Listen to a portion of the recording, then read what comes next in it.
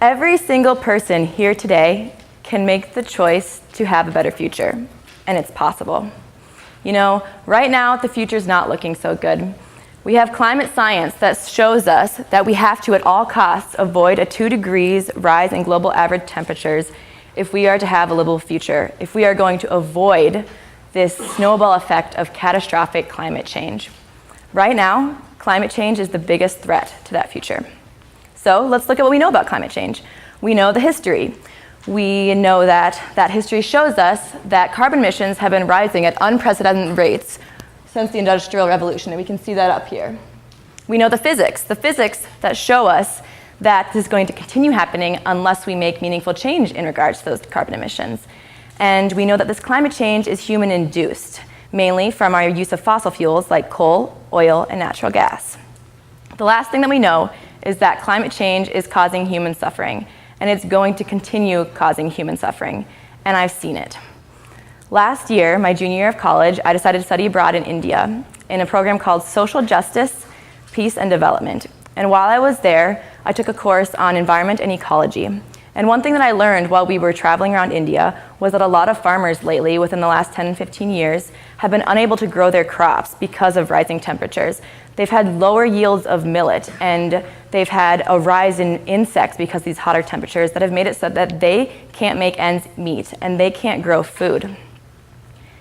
And one particular experience comes to mind when I think about this. I remember walking through the villages of Kopal, Karnataka, and I was walking through these millet fields, and we approached this home, and it was kind of a hut. It was kind of like the thing you would think of if you heard someone was going on a mission trip to Africa, right? You know, it was kind of mud walls and thatched-looking roof, probably the size of my 11 by 15 dorm room at the time. And there was an older couple standing outside, and thank goodness we had a translator because we got to engage in a conversation with them. And during this conversation, we learned that they were having trouble making ends meet at the time. They weren't able to grow enough millet, and they weren't able to make enough money to send their kids to nearby school and things like that.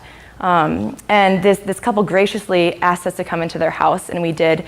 And upon stepping into the house, I remember there was no lights. You know, even though it was really hot outside, it was really cool inside still. And I looked to the left, and there was a bicycle. Maybe they used it to go to the market. I don't know, something like that. And about 6 more steps forward, and I was at the end of the home. And it was obviously the kitchen, and you know, there was kind of pans and there was a fireplace. And comparing this with other experiences and thinking about my experience back here in the US, I felt really guilty. You know, I drive my car when I need to go places. Sometimes I bike, and I use an oven when I need to cook, and I use lights all the time. I'm using them right now. And my fossil fuel consumption to have that energy is causing this family that was right in front of me suffering. They weren't able to make ends meet because of my lifestyle and the lifestyle of people like me. And we're not only seeing this in other places, you know, halfway around the world like India. We see this, we're gonna continue seeing this, you know, more so in the future here in the US. By 2100, sea level rise on US coasts is supposed to rise by 23 feet. That means that the house I grew up in Norfolk, Virginia, which is 7 feet above sea level, will be underwater by that time. Not only is my house going to be underwater, but the US's largest naval base, and actually the world's largest naval base, will be underwater. That's in Norfolk, Virginia. So not only is this a human suffering issue, it's becoming a national security issue. And we don't see problems just with climate change too. We see it with just the very burning of fossil fuels itself. Last spring, I went to Rock Creek, West Virginia, which is one of hundreds of communities in the Appalachian Mountains that is experiencing mountaintop coal removal. And for those of you who don't know what mountaintop coal removal is, this is what it looks like. The picture used to have 2 mountains on the right and left side, and the middle used to be a valley, and there used to be communities in that valley. When they use explosives to blow the top of the mountain off to get to the coal, they just put the filling into the valley and destroying the communities. So we see lots of chemical problems with this, but also just history. You know, I met a man who has to drink bottled water, and it's very expensive, but he has to drink bottled water because his digestive tract is so screwed up from drinking well water that was contaminated by the nearby coal processing plant. And I learned of families who watched as the coal company's machinery bulldozed their ancestors' graves. And I learned of a nearby neighborhood that was a cancer cluster that recently had 6 people die from the same kind of brain tumor. So we're seeing these problems, right? We're seeing them now, and we're going to continue seeing them in the future, whether it's localized pollution from fossil fuels or the climate change that happens after that. So we have a time issue here at stake, right? We've got to do something. The UN estimates that we need to stop all new fossil fuel infrastructure being built by 2017. That means we've got 3 years, folks. We've got 3 years to stop the way we're doing things and transition to something better. And so I've decided, along with many others that are in this movement for a better future, that we're going to do everything we can to make sure that that happens. And, you know, I came back from India and I came back from West Virginia, and I was on fire. Like, I was ready to do things about this. Like, I've got a voice, I'm going to use it, I'm going to participate in this democracy. And I expected, you know, everyone was going to jump on board. The planet's on fire. People were going to be rioting in the streets, right? It's a big deal. But that wasn't happening. That wasn't the case. And I questioned that, you know, why? Why was that? And I realized we are all super busy, right? We're so busy all the time. You know, as a student, I've got school, I've got extracurriculars. Many of you in here are students too. You know what that's like. Half the time it feels like we don't have time for anything else, to be honest. How are we supposed to go to a rally or testify at a hearing in the middle of the day when we need to be at class and things like that? With so much going on, how are we supposed to care about the future? But wait, isn't that what we're already doing? Isn't the point of an education and landing these internships and stacking up our resumes to have a better future so we can be prepared for that future? It's kind of counterintuitive, right? And it's not just students that see this. You know, for those of you out there who are, you know, grown-ups in the real world with jobs, you're busy too, right? You're working your butt off every day to make sure that you can pay the bills, and maybe if you have kids, you're going to put them through college and save up for retirement, all that stuff. But we still have this problem of climate change and our future. And it's frustrating because it means that the actions we're taking right now, like education and jobs and things like that, that we think are securing our future, might actually be making our future less livable. Now, this is not to say that education and having a job are not important, so please don't leave here today and say that some Anna girl got up in front of you and told you to quit your job and to drop out of school to save the planet, because that's not what's happening right now. But we need to value other things on top of those things. You know, our roles as students and athletes and parents and businessmen and professors, those roles are all super important. But there are two roles that I think we forget in the midst of those. And that's one, being a participant in this democracy, and two, being a steward of the future. And, you know, when it comes to thinking about solutions to the climate crisis, I think science and technology is what comes up the most, right? We have these crazy awesome wind turbine technology that can now detect birds when they're coming to stop so it doesn't hurt the birds. And we can do that offshore now, and we've got solar panels that are doing great things. But we can't just depend on that science and that technology, because in the democracy we have, it's not the scientists and the engineers that decide on the fossil fuel subsidies. We decide that. You know, they don't decide on whether we have more fuel-efficient cars or more solar panels. That is up to us. You know, one of my favorite quotes ever is by Parker Palmer, and it reads, "Democracy is not something that we have, it's something that we must do." So if we want society to look the way we want it to look, we've got to be involved in it, right? This better future that we need, that we want, it's not just going to happen out of nowhere for fun. We've got to make it happen, you and me, and we can do that. It's very possible. So I think I'll use myself as an example.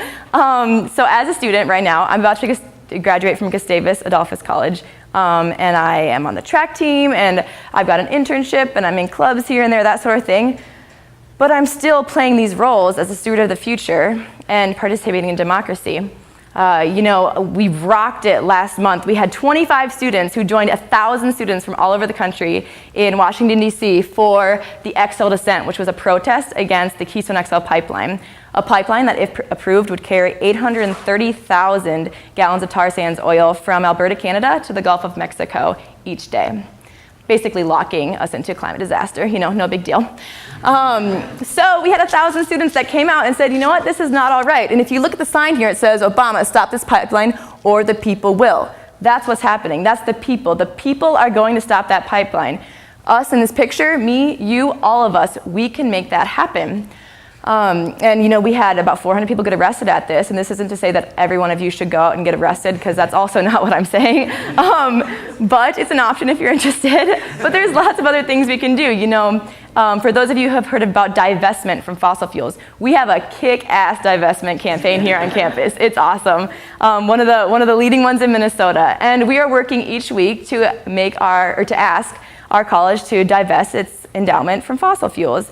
And this is on the reasoning that, we're basically funding climate change. We're basically funding a disastrous future and the human suffering that comes along with that. And we don't think that's right. So one thing that we did last fall is we fasted. We fasted for climate action, and with very little outreach, we got 54 people to not eat for a day in support of climate action. And conversations blossomed out of that. That's the biggest thing, just having these conversations about climate change and what we can do.